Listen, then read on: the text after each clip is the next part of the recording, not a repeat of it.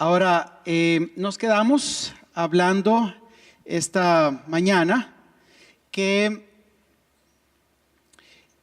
el problema del posmodernismo es el siguiente. Ya hablamos de la alegoría en la Edad Media. ¿Cuál es el problema de la alegoría?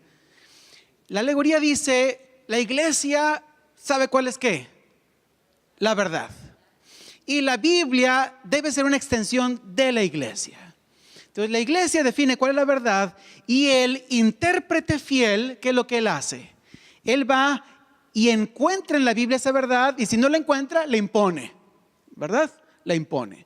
Así que la historia de David y Betsabé es una historia entre Cristo entre Jesús y la iglesia, ¿verdad? Y la historia entre la historia de los dientes de la tsunamita, pues es una historia de los monjes en el monasterio, ¿verdad? Y el Salmo 23, ¿de qué habla el Salmo 23? El agua es el agua de ¿qué? Del bautismo. La vara, las dos varas es la cruz. La mesa, ¿qué es la mesa? La mesa de la misa, la Eucaristía, ¿no es cierto? Y entonces, pero hay no se toma en cuenta el asunto del contexto y la intención original del Salmo 23. Lutero viene y quita la Biblia de las manos de ¿quién? De la iglesia y se la entrega ¿a quién? Al pueblo. Pero con el tiempo, el pueblo la toma, pero después dice, yo la voy a interpretar de acuerdo a mi propia ¿qué? Razón. Y si en mi experiencia actual esto no ocurre, tampoco ocurre ¿en dónde? En el pasado. Y si en el presente no hay milagros, pues tampoco hay milagros en el pasado. Y entonces el Salmo 23 no fue escrito por David. Aunque la Biblia dice que fue escrito por David, no fue escrito por David, ¿verdad? Y aunque se trata de la devoción, no se trata de eso. Se trata de un creyente que sale victorioso en un juicio. Ahora vamos a hablar del posmodernismo. Quiero que vayamos ahí arriba, si pueden llevar a la filmina, que se trata sobre el Salmo 23 through postmodern eyes. Psalm 23 through postmodern eyes. Eso es en la filmina número 10, 11 quizás. ¿Ok? Entonces, el problema del posmodernismo es el siguiente. Todas las personas que interpretan la Biblia tienen alguna agenda política, alguna agenda filosófica, tienen alguna ideología. Por lo tanto, todas las interpretaciones son ¿qué? Incorrectas. No podemos confiar en ninguna interpretación. Esto significa que no hay ninguna interpretación que sea fiel. Por lo tanto, cada quien puede tener su propia ¿qué? Interpretación. Así que ese es el problema del posmodernismo. Y el problema del posmodernismo es entonces que todas las interpretaciones están bien para ti, porque tú crees en ella y para él, pero no hay una interpretación ¿qué? Correcta. Y el posmodernismo lo que hace es decir, ¿saben qué? El intérprete lo único que tiene que hacer es desenmascarar el texto. Desenmascarar el texto. Es una hermenéutica de sospecha. Y yo tengo que desenmascarar cuáles son las ideologías, filosofías, agendas políticas detrás de ¿quién? Del texto. Ahora quiero hacerles una pregunta. ¿Es cierto o no es cierto que todos los intérpretes tenemos tendencias que no podemos evitar? Todos llegamos al texto con ciertas ideas, ciertos preconceptos. ¿Es cierto eso o no es cierto? Sí, eso es cierto. Todos tenemos prejuicios. Ahora, eso no quiere decir que no existe ¿qué? La verdad. Y eso no quiere decir que todas las interpretaciones sean de la misma validez. Puede ser que yo tenga prejuicios en cuanto a esta flor, pero yo no puedo decir que esta flor es un perrito, ¿verdad? No puedo decir que es un perrito, sí. Evidentemente estoy ¿qué? Equivocado. Y se puede saber que estoy ¿qué? Equivocado. Entonces, no todas las interpretaciones son ¿qué? Igualmente incorrectas o igualmente problemáticas. Vamos a ver qué pasa con el muy bien, vamos a ver el Salmo 23 a través de los ojos postmodernos.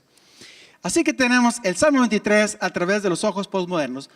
Hay tres problemas, tres fundamentos del posmodernismo. Uno que es una tendencia antifundacional. No voy a dedicar mucho tiempo a eso porque realmente no es tan importante. Si ustedes quieren, yo tengo un escrito sobre eso.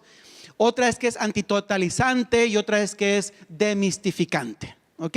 Son tres principios fundamentales. Pero la idea es que todos tenemos agendas políticas. Muy bien. Ahora, ¿de dónde nació esta idea de tomar el Salmo 23? Miren, esta es la imagen del posmodernismo. ¿Cuántos de ustedes han visto Doctor House?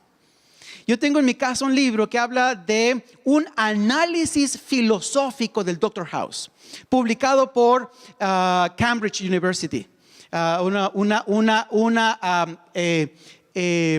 publicadora académica en Cambridge. Y es un análisis increíble del Doctor House. Y la idea básica del Doctor House es everybody ¿qué? Lies. Todo el mundo miente. Y el doctor tiene que ir al paciente y encontrar cuál es el problema, aun cuando el paciente consciente o inconscientemente está mintiendo, no está diciendo la verdad. Y esa es la tarea del doctor. Everybody lies. Muy bien. Así que eso es el posmodernismo. Ahora, en el 2008 yo fui a una conferencia de la Sociedad de Literatura Bíblica a Nueva Zelanda. Y tenía que presentar un trabajo ahí, pero la ponencia principal, el keynote address, la que es la ponencia inaugural, la principal fue hecha por el presidente de la Sociedad de Literatura Bíblica y el título era Psalm 23 and Method, el Salmo 23 y el método. Y entonces él habló de cómo se interpreta el Salmo 23 de acuerdo a todos los métodos. Y mucho de lo que voy a hablar aquí es de él. Yo les puedo dar el artículo. Así que estas no son ideas mías. ¿Ok? Esto es lo que viene de él. Esto está allí. Yo les puedo dar los artículos de eso. ¿Ok? Muy bien. La primera es deconstrucción. ¿Cuál es la idea de la deconstrucción? Los textos no tienen significado. Es la idea de la deconstrucción. Los textos no tienen significado. ¿Por qué? Porque para ellos el texto son las palabras sin contexto. Y recuerde que tú pones las palabras sin contexto. Un texto sin contexto puede significar muchas cosas. Yo inicié una clase ahí en Andrews hace unos meses y puse en el pizarrón la siguiente aseveración: I do not want you to play soccer. No quiero que juegues fútbol. Y entonces le pregunté, ¿cuántos de ustedes conocen todas las palabras que están ahí? ¿Conocen el significado de todas las palabras que están ahí? Sí, muy bien. ¿Hay algún problema gramático en la construcción de la oración? No. ¿Es entendible, sencilla? Sí. Díganme qué significa. Hicimos una lista de por lo menos 16 significados de qué significa no quiero que juegues fútbol. ¿Por qué? Porque depende del contexto en que lo digo. Yo le puedo decir a mi hijo, no quiero que juegues fútbol mientras tienes la clavícula fracturada. Y eso era un hecho. Él tenía, no tenía la clavícula, tenía una costilla fracturada. Pero no quiero decir que no quiero que juegue fútbol toda la vida, juego con él. Pero el contexto cambia ¿qué? El texto. El texto no existe sin contexto. El contexto es parte del texto. Pero la deconstrucción toma el texto, solamente las palabras, ¿sin qué? Sin contexto. Entonces cualquiera puede hacer el significado. Entonces, ¿qué es lo que hace el Salmo? ¿Qué hace la deconstrucción? La deconstrucción dice, ¿es el pastor del Salmo 23 bueno o malo? ¿Qué piensa usted? ¿Es bueno o es malo? ¿Cuántos piensan que es bueno? Pues es bueno, ¿verdad? Porque hace el pastor. El pastor la cuida, la alimenta, la protege, la lleva a las aguas tranquilas, ¿verdad? ¿Qué más hace? La protege de los animales, de las bestias, ¿verdad?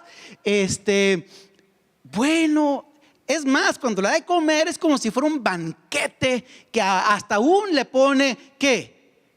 Lo unge con aceite. Es un banquete el que se da a la oveja. Pero después, y yo le pediría al pastor, tengo unas hojas allí si me las puede traer, unas hojas impresas hoy. Gracias, pastor Andrade. El problema está que ¿por qué los pastores cuidan a las ovejas y las alimentan bien? ¿Por qué? Para engordarlas, ¿verdad? ¿Por qué las defienden de los depredadores? Muchas gracias, pastor, aprecio mucho esto. ¿Para qué? Pues para que no pierdan dinero, ¿no es cierto? ¿Verdad? Pues sí, ellos no deben de perder dinero. ¿Y dónde termina el Salmo 23? En la casa de Jehová. ¿Y por qué va un pastor con su oveja a la casa de Jehová? Va a sacrificarla. ¿Es el Salmo 23 bueno o malo? Y todos los deconstruccionistas dirán, depende. ¿Qué quieres que signifique? Pues tú quieres que signifique el pastor es bueno, muy bien, el pastor es bueno para ti. Pero tú qué quieres que signifique, el pastor es malo, bueno, el pastor es malo para ti. Los textos no tienen verdad, no existe verdad. La verdad es lo que yo le impongo ¿a quién? Al texto. Pero ¿cuál es el problema del deconstruccionismo? El problema del deconstruccionismo es que el deconstruccionismo ha sacado el texto y le ha quitado ¿qué? El contexto. Y cuando tú le quitas el contexto, tú puedes hacer lo que quieras con el texto. ¿Cuántos no lo han visto con Ellen White? Tú puedes hacer lo que quieras con Ellen White. Quítala de contexto. Entonces, ¿qué? ¿Es el pastor bueno o malo? Es una buena pregunta. Vamos a ver la siguiente. Gender criticism. ¿Qué tiene que ver el género con el Salmo 23? Nada, aparentemente, pero el gender criticism lo que hace es analizar el Salmo 23 de acuerdo a las ideologías feministas. Y entonces lo que hace el Salmo 23 es decir, señores, el Salmo 23 promueve una ideología machista. ¿Y qué tiene que ver el Salmo 23 con la ideología machista? No, pero tiene ideologías machistas. Los que lo leen y los que lo hicieron tienen ideologías machistas y debemos de quitarle al Salmo 23 las ideologías ¿qué? Machistas. Vamos a ver, ¿qué encontramos en el Salmo 23? ¿Quién es el pastor en el Salmo 23? El pastor es un hombre, es un varón, ¿verdad? ¿Por qué? Es fuerte, tiene un ¿qué? Una vara, un cayado. No solamente eso, él es fuerte y provee ¿qué? Defensa a la oveja, ¿verdad? Le provee todo lo que necesita. Es más, es tan fuerte. We have here a male bravado. ¿Cómo traducen eso? Tenemos un acto de masculinidad aquí. ¿Y cuál es el male bravado? Te voy a poner aquí una mesa para darte un banquete enfrente de todos tus enemigos. Nadie va a poder hacer nada porque yo estoy aquí. Entonces, este salmo está hecho ¿para qué? Para soportar una ideología ¿qué? Machista. ¿Quién eres tú? ¿Quién es el sheep? ¿Quién es la oveja? Una mujer. Y este salmo lo que dice es que debe promover que todo lo que una mujer necesita es un varón que la proteja y que le dé todo lo que ella necesita. Entonces, ¿qué es lo que hacemos? Hay que quitarle todas esas ideas feministas ¿al qué? Al Salmo 23. ¿Y qué tiene que ver el Salmo 23 con eso? Pero puede serlo si lo quitas ¿de dónde? Del contexto. Claro. ¿Qué les parece otras ideas? Vamos a hablar de el Salmo 23 y ideas materialistas. ¿Por qué alguien escribió el Salmo 23? Es que hay ideas mercantilistas. Alguien quiere vender algo ¿Y sobre qué es el Salmo 23? Bueno, el Salmo 23 va a decir que está promoviendo una devoción entre el pastor y la oveja que ilustra la devoción entre el creyente y su Dios. Pero ¿quién escribió el Salmo? Probablemente dirán ellos, lo escribieron algunos, lo escribió algún sacerdote. ¿Y por qué lo escribió el sacerdote? Porque el sacerdote quiere promover el culto ¿a quién? A Dios.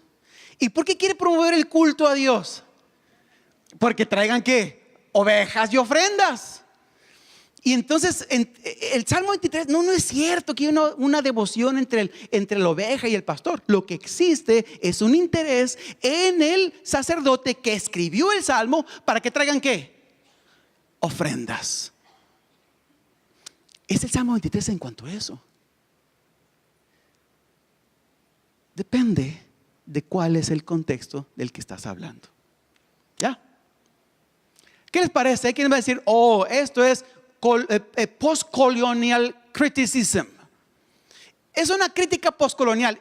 Ahora, hay 7 de estas. Y no los voy a cargar con todas estas 7. Esta es la última que voy a presentar. Postcolonial criticism. ¿Qué es postcolonial criticism? El Salmo 23 está promoviendo los valores para que favorecen a los poderes coloniales. Tanto el Salmo 23 favorece los poderes colonialistas como los intérpretes favorecen los poderes colonialistas. ¿Qué es lo que está diciendo el Salmo 23? Bueno, el Salmo 23 está diciendo que lo que necesitas es obedecer al rey, ¿verdad? Porque el rey, el pastor es una figura del rey. De hecho, en el antiguo cercano oriente, los reyes eran pastores. Era una ilustración de un pastor. De hecho, el cetro es una vara de pastor. Cetro es una vara.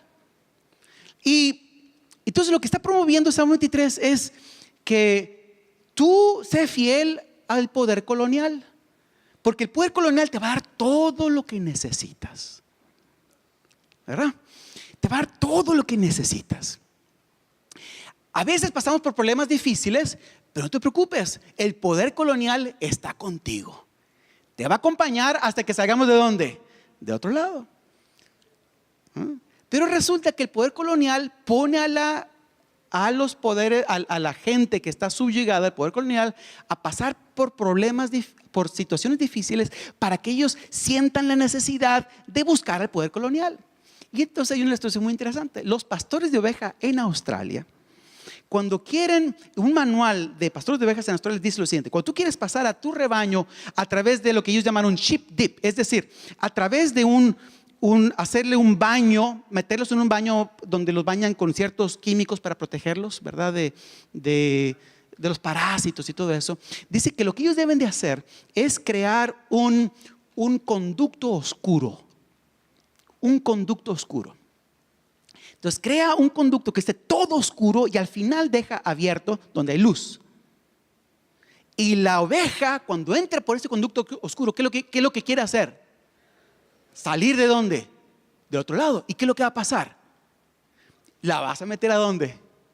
A sheep dip. Y entonces la crítica postcolonial dirá, eso de que tenemos que pasar por momentos difíciles no es cierto. El poder colonial quiere que nosotros seamos fieles y nos ponen en situaciones difíciles para que nosotros digamos, tenemos que ser fieles porque tenemos que salir de ese problema. El Salmo 23 tiene ideologías coloniales que favorecen los poderes coloniales. Entonces tenemos que liberar al Salmo 23 de esas ideologías. Ahora, ¿el Salmo 23 tiene que ver con eso? Recuerden, el Salmo 23 puede significar lo que usted quiera si usted lo saca ¿de dónde? Del contexto. ¿Cierto? Si digamos que tú te encontrás el Salmo 23 en Egipto, excavando una tumba, te encuentras un pergamino, una sola cosa. En el pergamino te encuentras el Salmo 23, Jehová es mi pastor, pero no sabes quién lo escribió, en qué contexto lo escribió, para quién lo escribió, por qué lo escribió. Solamente encuentras el Salmo 23 y dices, ¿de qué es esto? Tú le puedes dar todas esas ¿qué? interpretaciones. Pero una vez que está insertado en la Biblia, en un lugar, en una historia, en una relación entre Dios y su pueblo, la cosa es que diferente. ¿Se dan cuenta? Muy bien, así que quiero postmodern approaches, la aproximación del postmodernismo es que la Biblia es una extensión del lector. Y por lo tanto, todo lector y todo autor tiene motivaciones políticas que es necesario exponerlas en la interpretación. La interpretación no provee nueva información. La interpretación lo único que hace es decir por qué está mal tu interpretación. Es todo lo que dice. ¿Por qué está mal tu interpretación? Nunca te dice cuál es la verdad, porque no existe verdad. Tu interpretación es tu verdad, ¿para quién? Para ti. ¿Ah? Pero así no vamos a llegar a ningún lado. Muy bien. El texto es como un espejo en el cual nos entendemos mejor a nosotros mismos. Entiendo cuáles son mis ideologías, mis tendencias, mis preconceptos, prejuicios. Eso es lo que pasa. Muy bien. Es lo que se llama una hermenéutica de ¿qué? Sospecha. Everybody, what? Lies. Todo el mundo miente. Ahora, ¿cuáles son las non-bíblicas? ¿Cuáles son los principios de interpretación no bíblicos? Número uno, lamento que está muy chico la letra, pero dice, en primer lugar, todo empieza con falta de fe en las Escrituras, ¿cierto? La alegoría dice, la iglesia conoce la verdad. La iglesia decide la verdad, se impone sobre ¿dónde? Las Escrituras. No hay fe en quién, en las Escrituras. El modernismo, el método histórico crítico dice, no tengo fe en la Biblia, tengo fe en mi ¿qué? En mi razón. Ahí está mi fe, en mi razón. Alegoría, fe en la iglesia. Modernismo o método histórico crítico, la fe está en ¿qué? En mi razón. Y el posmodernismo dice, bueno, no, realmente no podemos creer en nadie, todos mentimos, lo único que tenemos que hacer es, bueno, respetarnos unos a otros y cada quien tiene su propia verdad. O más bien, cada quien tiene su propia mentira, porque no existe la verdad. Y entonces, otro detalle es que la Escritura es ahistórica. ¿Qué es ahistórica? El Salmo 23 es independiente, no es parte de ningún contexto, lo interpretas solo. ¿Okay? Se lee cada pasaje en forma aislada. Muy bien. Pero miren lo que Jesús dijo. Lucas 24:25. Y él les dijo, oh fatuos y lentos para creer. ¿Ven dónde empieza? Estoy hablando aquí de lo que Jesús les dijo a los discípulos en el camino a Emaús. ¿Se acuerdan cuando eso pasa? Cuando Él les abrió las Escrituras. La palabra que Él les abrió, les explicó las Escrituras es germeneuo. Les interpretó, les explicó las Escrituras. Y donde Jesús empieza es insensatos, tardos ¿para qué? Para creer. El primer problema de la interpretación es cuando tú empiezas con falta de fe. ¿Ok? Miren lo que dice esta otra. Romanos 3:4. En ninguna manera, aunque toda persona es mentirosa, Dios es ¿qué? Verdadero. Que Dios se prueba verdadero. Como está escrito, para que seas justificado en tus palabras y prevalezcas en tus juicios. Todas las personas podemos tener prejuicios, pero Dios es ¿qué? Verdadero. Y este principio que está aquí, que es muy importante, este principio es by faith, what? We understand. Por fe entendemos. Vean el principio. Por fe, ¿qué? ¿Qué viene primero? Lo mismo que hacen, y a mí me ha encantado escuchar a nuestros científicos. Me he emocionado escuchar a nuestros científicos. ¿Por qué? Ellos creen a la Biblia. ¿Y qué pasa cuando ellos creen a la Biblia? Ven al mundo natural y dicen, bueno, ¿cómo puedo entender el mundo natural a través de la perspectiva de qué? De la Biblia. Lo mismo es el lector. El lector debe empezar, ¿qué dice la Biblia? ¿Cómo puedo poner mi vida en armonía con quién? con la Biblia. Empieza con un acto de ¿qué? De fe, de confianza. Yo le digo a mis estudiantes, todo libro, uno se aproxima a todo libro con una actitud crítica. Nosotros le llamamos a eso toda la literatura secundaria, fuera de la Biblia. Todo lo aproximamos con una actitud ¿qué? Crítica. Mis artículos, los artículos de otros maestros, adventistas o no adventistas, todos los aproximamos con una actitud ¿qué? Crítica. Pero la Biblia la aproximamos con una actitud de ¿qué? De fe. Por fe entendemos. ¿Ok? Muy bien. Eso quiere decir que un entendimiento correcto de la Biblia empieza con ¿qué? Con fe. Muy bien, ya dejemos todas estas interpretaciones equivocadas o diferentes de la Biblia. Vamos a hablar del Salmo 23, ¿les parece bien? El Salmo 23 es una cosa hermosa. Así que voy a pedirles que pongan la otra presentación, que es el número 3. Ya terminamos las primeras 2 y vamos a hablar de los principios bíblicos de interpretación. ¿Cuántos quieren leer conmigo o repetirlo de memoria el Salmo 23? ¿Quieren hacerlo de memoria? Vamos, 1, 2, 3. Jehová es mi pastor. En lugar de descansar,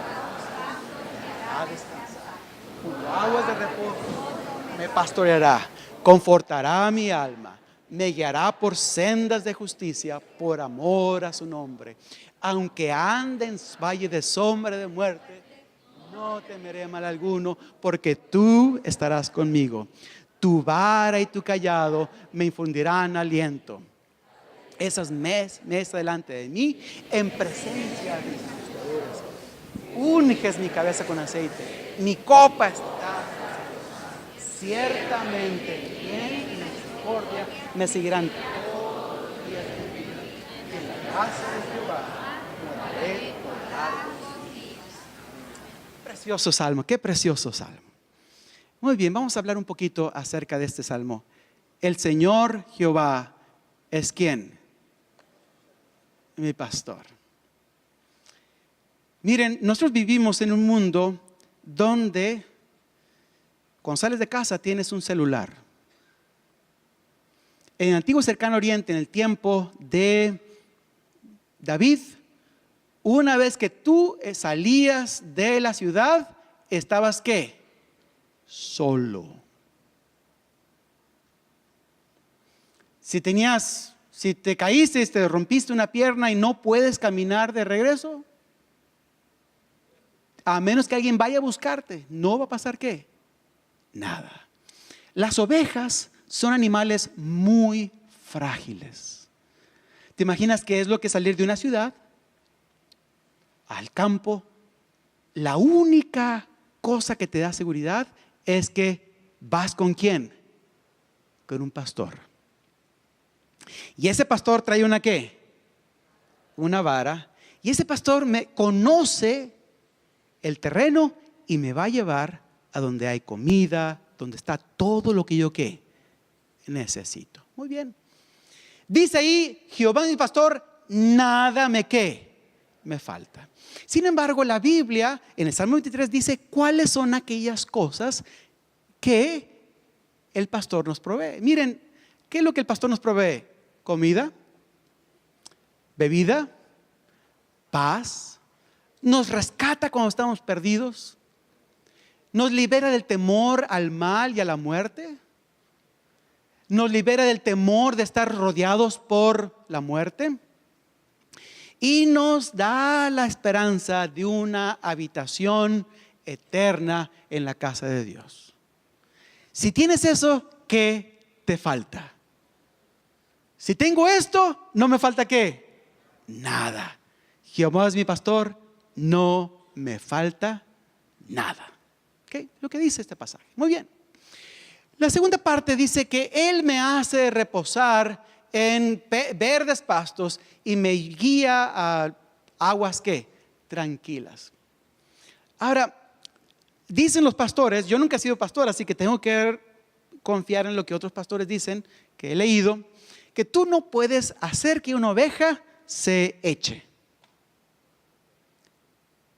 se ponga a reposar en el piso. Tú no puedes hacer eso. Una oveja solamente se pone en el piso cuando ha comido suficiente, ha tomado suficiente y no tiene temor de peligros cercanos. Cuando no tiene temor, cuando ha comido suficiente, cuando ha tomado agua suficiente, entonces ¿qué hace la oveja? ¿Está qué? En paz. No está amenazada. Detalle, este pastor la lleva a verdes pastos. ¿Cuántos de ustedes han estado en Palestina? Yo he estado varias veces en Palestina. ¿Cuántos verdes pastos encuentran ustedes en Palestina? No es fácil encontrar verdes pastos en Palestina. Solamente en ciertos lugares, en algunos lugares encuentras verdes pastos y a veces solamente en ciertas temporadas del año. Pero esta oveja es tan bendecida que ella siente que el pastor siempre tiene pastos ¿qué? Verdes para ella, ¿verdad? Muy bien. Otro detalle es que el pastor la guía, me guía. ¿Por qué? El pastor él no empuja a las ovejas, él no empuja a las ovejas, él guía a las ovejas. Y en el antiguo Cercano Oriente, el pastor va al frente y las ovejas van ¿qué? Atrás. ¿Y qué es lo que hace el pastor? El pastor va al frente y él tiene estoy leyendo un libro de un maestro que vivió en el antiguo Cercano Oriente por más de 30 años y habló con muchos pastores, vio muchas cosas. Y él escribe este libro y dice que los pastores, sobre todo en los pueblos más pequeños que todavía no tienen todas las ventajas de la tecnología moderna, siguen con las costumbres que son muy antiguas. Dice que estos pastores tienen una flauta y tienen una melodía y las ovejas conocen ¿qué? La voz de la melodía. Pero dice que de hecho quizás es preferible que más pastores lo que hacen tienen como un silbido o una melodía que ellos tararean 10 segundos y las ovejas ¿qué?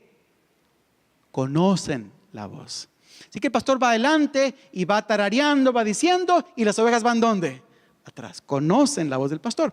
Y cuenta Kenneth Bailey, que escribe este libro, The Lord is my Shepherd. Él cuenta que en 1930 hubo unas revueltas en Palestina y el ejército castigó a la población confiscando todas las ovejas. Confiscando todas las ovejas. Y entonces había un niño que era huérfano que tenía como unas 7, 8 ovejas. Y entonces este niño fue con el ejército, le dijo: quiero mis ovejas de regreso. Le dijeron: para que las liberes tienes que pagar tanto. Era un castigo a la población. Y él consiguió el dinero y fue a pagarlo. Y entonces el soldado le dijo: bueno, a ver cómo las encuentras, porque todas las ovejas estaban ¿qué? Revueltas. Y el niño le pagó el dinero y después dio el silbido, se dio la vuelta y se fue. Y las ovejas lo siguieron. Dice que es muy común que en aldeas pequeñas los pastores llegan a brevar sus ovejas al mismo tiempo y todos los rebaños se mezclan. Pero cuando llega el momento de irse, ¿qué hace el pastor?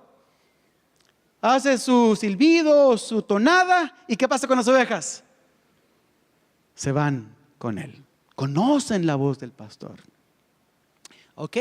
Otro detalle es que las ovejas no pueden tomar agua en agua corriente, en agua que va rápida, ¿verdad? Sí, agua que está fluyendo rápido, no pueden. Tienen que tomar en aguas tranquilas. Es otro detalle importante. Otra cosa que encontramos es que la traducción literal, miren, no es necesario aprender griego y hebreo para interpretar bien la Biblia, pero el griego y hebreo ayudan. ¿Okay? Ayudan. Lo que ustedes pueden hacer es comparar muchas versiones. Y a veces al comparar muchas versiones pueden encontrar cosas, detalles interesantes. Pero la palabra, esa que dice, restaura mi alma. Realmente la traducción literal de restaura mi alma es: Él me trae de regreso. Y esa fue la forma en que fue traducida epistrefo en griego, en la Septuaginta, que es la primera interpretación y por supuesto la primera traducción del Salmo 23. Y por supuesto en árabe el Salmo 23 dice Yarudu Nafsi, que es me trae de regreso. También en el siriaco, en la peshita, él me trae de regreso. Y bueno, también en la versión armenia, me trae de regreso. Son versiones muy, muy, muy antiguas. Entonces lo que estamos hablando es que Salmo 23 dice, cuando la oveja se extravía, ¿qué hace el pastor? ¿La qué? La trae de regreso. No es tanto que restaura mi alma como que me trae de regreso. Si me pierdo, Él no me abandona, me rescata. ¿Okay? Otro detalle interesante es que una oveja perdida no puede regresar por sí misma a la casa. ¿Qué pasa cuando una oveja se pierde? Dicen los que saben de estas ovejas que cuando una oveja se pierde se llena de miedo y lo primero que hace es se esconde debajo de un arbusto o debajo de una piedra, cerca de una piedra, se echa ahí y empieza ¿cómo se dice? ¿Balar? A balar, ¿verdad? A balar. El problema es, ¿por qué bala? Porque quiere que el pastor ¿qué? Escuche. Dicen los pastores que cuando andan buscando la oveja, llaman y escuchan. Llaman y escuchan. Y cuando la oveja lo escucha, ¿qué hace la oveja? Bala más fuerte. Y entonces el pastor se va guiando y bala más fuerte y lo encuentra. El problema es que la oveja perdida bala, pero no solamente el pastor escucha. ¿Quién también escucha? Oh, el lobo, el oso, las bestias salvajes también escuchan. Y la oveja está en mucho ¿qué? Peligro. Por eso el pastor tiene que apresurarse a rescatar la oveja, porque si no rescata la oveja, ¿qué va a pasar con esa oveja? Se va a morir. Otro detalle muy interesante es que cuando el pastor encuentra la oveja, la oveja normalmente está tan traumatizada por la crisis que pasó que no la puede traer de regreso caminando. El pastor tiene que levantarla, ponerla sobre sus hombros e ir de regreso ¿a dónde? A la oveja. En las catacumbas en Roma, uno de los dibujos más antiguos que hay de Cristo es Jesús caminando con el vallado y con una oveja sobre sus hombros. Son las cosas más antiguas que encontramos. Muy bien. Así que otra cosa importante es que Él la trae de regreso por amor a su nombre. Al pastor le interesa mucho su reputación. ¿Ok? Su reputación. Otro detalle muy interesante es que aunque ande en valle de muerte, no temeré mal alguno porque tú estás ¿qué? Estos valles de muerte son en la Palestina, son cañadas muy profundas que el agua ha cortado en la roca. Y esos valles son muy peligrosos, porque en esos valles se esconden, por ejemplo, este es un valle de muerte. ¿Qué es eso? Es Petra. Hace poco mi esposa y yo fuimos allí y es un valle. ¿Qué pasa ahí en Petra? Si empieza a llover, el parque se cierra. ¿Por qué se cierra? Porque el agua, de hecho han muerto turistas ahí. Peligroso el agua, el valle de sombra de muerte. Pero no solamente eso, si hubiera allí ladrones, eso es un buen lugar para los ladrones. El valle de sombra de ¿qué? De muerte. Este es otro valle de muerte. Miren, este es el Wadi Kelt. Eso es en el camino de Jerusalén a Jericó. ¿Se acuerdan de Jerusalén a Jericó? Aquella persona que bajó y que fue atacado por ¿quiénes? Mucha gente cree que todo eso ocurrió en el Wadi Kelt, ese Wadi que está allí. De hecho hay un monasterio a Saint George que pues celebra ese evento bíblico, bueno, o esa historia. Así que el valle de muerte es un lugar peligroso y el pastor conoce y él guía y él protege en ese valle de muerte. Otro detalle es que el valle de muerte en este momento dice, cuando ando por el valle de muerte no temeré mal alguno, y hay un cambio en la poesía, porque tú estás conmigo. Miren el cambio. Jehová es mi pastor, Jehová es Él. Pero cuando voy en el valle de muerte, Jehová es ¿quién? Tú, porque Él está con ¿quién? Muy interesante ese cambio, esa cercanía que ocurre en el valle de ¿qué? De la muerte. Muy bien. Además, Tu vara y tu callado me infunden ¿qué? Aliento. ¿Qué es la vara? La vara es una arma, es una masa. Muchas varas tienen en la punta metal o tienen piedra, y esas varas los pastores la utilizan para defender a las ovejas de los animales. David se refiere a esas varas. También la vara se utiliza para que en Levíticos 27, se utiliza para contar las ovejas. El pastor pone la vara y va pasando una por una, no pueden pasar más, y tú las vas contando. Ahí se menciona eso. Entonces encontramos que en la vara es un medio para defender la oveja, pero también encontramos que el cayado, que ese cayado es otra vara que tiene un gancho. Y esa vara es utilizada para guiar a la oveja. Cuando la oveja se está yendo, la puede jalar, la puede cachar, pueden hacer muchas cosas con esa vara. Entonces, una es para defender y la otra es para ¿qué? Para guiar. Muy bien. ¿Qué encontramos aquí? Me honras en presencia de ¿quiénes? De mis enemigos. No voy a hablar mucho de eso, pero en el Antiguo Cercano Oriente, si los enemigos están presentes y una persona invita a ese enemigo a comer, la ira de los enemigos ahora se dirige ¿contra quién? Contra el que invita a la persona a comer, ¿verdad? Y aquí Dios se pone del lado de la oveja y está dispuesto a aceptar el odio de los enemigos de la oveja. Es lo que ocurría en el Antiguo Cercano Oriente. Hay un salmo ahí que no leí, sería muy interesante leer en otro momento. Y otra cosa, verdaderamente el bien y la misericordia me seguirán todos los días de mi vida. Hay un detalle muy interesante aquí: el bien y la misericordia. Cuando vamos a Deuteronomios, encontramos que si el pueblo de Dios era fiel, las bendiciones de Dios los iban a perseguir y los iban a alcanzar. ¿Se imaginan ustedes esa imagen de que tú vas huyendo de las bendiciones? ¿Quién huye de las bendiciones? Pero las personas van huyendo de las bendiciones. Dice Dios allí en Deuteronomios que las bendiciones van a ser tantas que te van a perseguir y te van a ¿qué? Alcanzar. Y aquí es la misma idea, ¿verdad? El bien y la misericordia me seguirán ¿qué? Todos los días. Es como cuando estás en un maratón. Y cuando tú vas corriendo en un maratón, es bonito saber que detrás del pelotón que va corriendo hay una ambulancia, ¿no es cierto? Que está lista ¿para qué? Para socorrerte cuando te va persiguiendo. Pero un detalle muy interesante aquí: misericordia. La palabra misericordia en griego, en hebreo es gesed. Y esta misericordia es una palabra pactual. Y gesed no es solamente amor, es amor pactual, es fidelidad pactual. Y ahorita voy a hablar un poco más acerca de esto. Muy bien, así que no voy a hablar más de eso. Muy bien, es lo que hemos visto del Salmo. Pero viene una pregunta aquí ahora. Y estas son las preguntas importantes, porque aquí quiero llegar. La pregunta es: ¿cuál es el contexto de este pasaje? ¿Cuál es el contexto de este salmo? Número 2, este es un salmo acerca de un pastor y una oveja. Otra pregunta: ¿dónde encaja este salmo en la historia entre Dios y su pueblo? Quiero hacerles una pregunta, hermanos. ¿Es este salmo un poema acerca de un pastor y una oveja? ¿Sí o no? No. ¿Por qué no?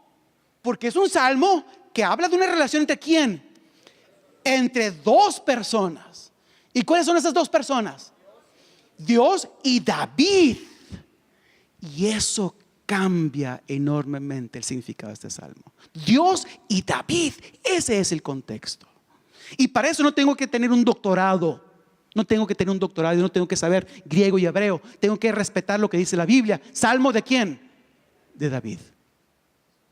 ¿Ok? Y eso cambia las cosas. Miren, el problema del Salmo 23 es que nosotros normalmente hacemos del Salmo 23 una lectura devocional. Ahora, las lecturas devocionales no son malas, pero no son suficientes. ¿Escucharon lo que dije? Las lecturas devocionales no son malas, pero no son suficientes. ¿Por qué? Porque la lectura devocional es a menudo una lectura no histórica del Salmo. No es contexto, no hay contexto. Es un poema entre un pastor y una oveja que ilustra la relación entre Dios y un creyente. Pero ese es el contexto original del Salmo 23. No, el Salmo 23 es una relación entre Dios y David. Otro detalle muy importante. Como no buscamos por el contexto bíblico, es como sacarle lecciones a una historia. ¿Cuántos de ustedes han leído las historias del tío Arturo? No sé cómo se llaman las lecturas aquí. ¿Qué haces? Tú tomas una historia y ¿qué haces? Le sacas lecciones. Así se interpreta el Salmo 23. Lee la historia y le sacas lecciones. ¿Ah? ¿Qué pasa si haces eso? El poder del Salmo y el significado del Salmo depende de la habilidad del intérprete. ¿Cierto? Depende de la habilidad del intérprete. Pero hay mucho más en el Salmo 23 que esto. Entonces vamos a entrar al Salmo 23. Esta es una relación, describe una relación entre Dios y ¿quién? Y David. Este salmo, un salmo de David. Ese es el contexto. Ahora, quiero decirles algo. En el antiguo cercano oriente, en todas las culturas, el rey era ilustrado como un pastor de su pueblo. Y cuando David le dice a Dios, Jehová es mi pastor, y David es el rey de Israel. De hecho, David es conocido porque era ¿qué? Pastor de ovejas. Pero ustedes van a Salmos 78, versículos 70, 71, dice que Dios llamó a David para pastorear a su pueblo. Entonces lo que está pasando aquí es que Dios está diciendo ahora, David está diciendo ahora, Jehová es quien. Yo no soy pastor, yo soy una oveja de Dios. ¿Y qué hay aquí? El salmo empieza con una entrega de David en las manos de ¿quién? De Dios. Él deja de ser pastor y se convierte en ¿qué? En oveja. Esto es muy importante. Para que Dios pueda convertirse en nuestro pastor, yo tengo que dejar de ser ¿qué? Pastor. Muy bien, pero otro detalle. Eso es lo que Jesús dijo. Si alguien quiere seguir en pos de mí, tome ¿qué? Su cruz y sígame. Muy bien, pero otro detalle muy interesante. Dios hizo un pacto con David. ¿Dónde está ese pacto? Según de Samuel capítulo 7, Primera de Crónicas capítulo 17. Dios hizo un pacto con David. Yo no tengo tiempo para explorar todo esto, pero yo lo he explorado en otros escritos, los tengo, ustedes lo pueden leer en la revista bíblica del CETAI, publicó un artículo sobre esto. David, el pacto entre Dios y David es muy interesante porque ilustra lo que pasa en este salmo. Es un contexto muy importante de este salmo. Yo debo leer el Salmo 23 en el contexto del pacto davídico entre Dios y David. Miren, David es llamado por Dios para ser representante de su pueblo. Pero al ser representante de su pueblo, Dios le da a David las promesas que le había prometido darles a Israel. Todas las promesas. Les digo un detalle nada más. Dios dijo a Israel, Israel es mi hijo, mi primogénito. Le dice Dios por medio de Moisés a Faraón, deja ir a Israel que vaya, que me adore, porque si tú no le dejas ir, yo voy a matar a tu hijo. ¿Tú qué? Tu primogénito. Muy bien. ¿Quién es el hijo de Dios? En Éxodo 4, 22 y 23. Israel. Cuando llegas al pacto davídico, que Dios dice, tu hijo será ¿qué? Mi hijo, y yo seré el ¿por qué? Por padre. Ahora el rey davídico se convierte en un representante del pueblo de Israel. El rey davídico se convierte en un mediador del pueblo de Israel, y las bendiciones de Dios fluyen a través de ¿quién? Del rey davídico. Cuando dice Jehová es mi pastor, nada me faltará, él me da todo esto. El rey está diciendo eso. El pueblo que está escuchando dice, Dios va a ser bueno. ¿Con quién? Conmigo. ¿Por qué? Porque si Dios protege a David, bendice a David, prospera a David, ¿quién va a cosechar las consecuencias?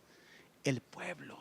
En la oveja, en David, están incluidos todo el pueblo de ¿qué? De Israel.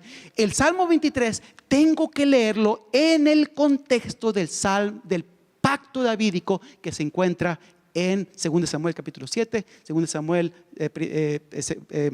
Primera de Crónicas capítulo 17. Es muy importante. No puedo abundar más en esto, no tenemos tiempo. Dios le promete a David una ¿qué? Una casa. ¿Y por cuánto tiempo va a durar esa casa? ¿Por cuánto? Por siempre. Pero quiero decirles algo. En 1 Crónicas 17 dice que Dios le promete a David: yo lo confirmaré, al hijo de David, yo lo confirmaré en mi casa. Por eso, cuando en el Salmo 23 dice: en la casa de Jehová moraré por largos días, ¿qué es lo que está diciendo David? Dios va a cumplir su promesa conmigo. En 2 Crónicas 17 él dijo que él me iba a confirmar en su casa para siempre. En Salmo 23 yo digo: yo moraré en su casa. ¿Para cuándo? Para siempre. Y eso tiene razón con Salmo 110 versículo 4, donde dice: Jehová me dijo y no se arrepentirá, eres sacerdote para siempre, de acuerdo al orden de ¿quién? Del Melquisedec. ¿Dónde morará Melquisedec? Para siempre. ¿En la casa de quién? De Jehová. Todo eso está incluido en el Salmo ¿qué? 23, porque el contexto del Salmo 23 es la historia entre Dios y Israel, es el pacto entre Dios y David. Yo tengo que leerlo en ese contexto. Tiene sentido, va tomando sentido lo que estamos haciendo. No necesitamos un doctorado para eso.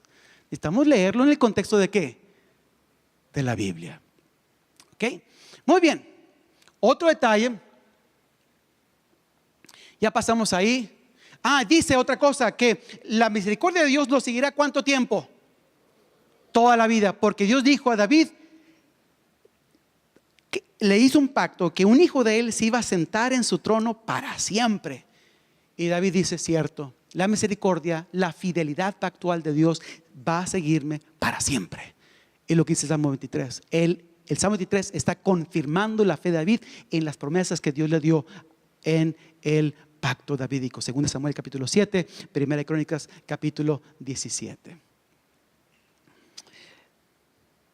¿Terminó allí? No.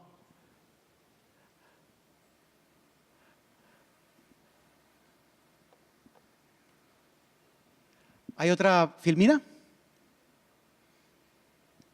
¿Algo pasó? Bueno, entonces quiero hacer un resumen de todo esto. ¿Qué es lo que me enseña el Salmo 23? Si yo voy a leer el Salmo 23 en contexto, ¿cómo lo leo? En el contexto de la historia entre Dios y ¿quién? Y David, porque es un salmo de ¿quién? De David. Pero cuando lo leo en el contexto del Salmo de David, tengo que leerlo en el contexto del pacto ¿qué? Davídico. Y cuando leo en el contexto del pacto davídico, empieza a haber ecos por todos lados de cómo Dios va cumpliendo sus ¿qué? Sus promesas. Otro detalle importante que debo mencionar yo aquí es que toda interpretación bíblica es contextual. Es contexto. No puede ser sin contexto. Por sin contexto tú puedes ir en cualquier ¿qué? En cualquier dirección. Esta noche voy a ver cómo Jeremías y Ezequiel interpretaron el Salmo 23. ¿Okay? Y mañana voy a ver cómo Jesús interpreta el Salmo 23. Cuando Jesús dice: yo soy el buen ¿qué? El buen pastor. Pero hay cosas increíbles ahí. Y mañana voy a terminar con 1 Pedro 5, donde tenemos el príncipe de los pastores y los ancianos como pastores. Hay una línea de interpretación del Salmo 23 a través de el canon, que abre una serie de ecos y posibilidades para su pueblo. Que el Dios les bendiga, Señor nos acompañe. Muchas gracias.